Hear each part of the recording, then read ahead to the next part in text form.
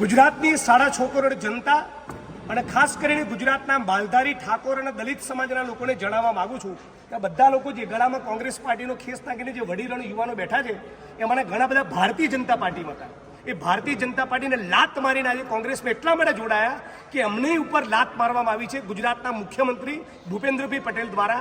અંબાજી સ્થાનકમાં દાયકાઓથી 50, 60, 70, 100 વર્ષથી રહેનારા માણસોના 1-1, 1.5 કરોડની કિંમતના મકાનો તોડી નાખ્યા। અડધી રાતે સૂર્યાસ્ત પછી સુપ્રીમ કોર્ટની ગાઈડલાઈન હોવા છતાં કોઈ પણ માણસને ખદેડી ના શકાય છતાં જે બહેનો પ્રેગ્નન્ટ હતી એવી પ્રેગ્નન્ટ બહેનોએ રાત્રે 12 વાગે પોતાનું મકાન છોડવું પડ્યું અને હજી 250 લોકોને નોટિસ આપી છે।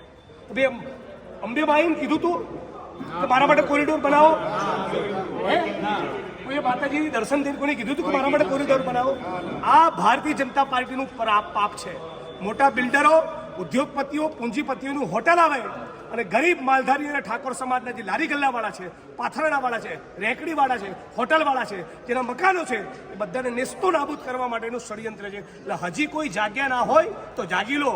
હિન્દુ ધર્મની વાત કરીને જે ભારતીય જનતા પાર્ટી 25 વર્ષથી ગુજરાતમાં માથે બેઠી છે એ જો કેવા હિન્દુઓનો ખુરદો બોલાઈ રહી છે।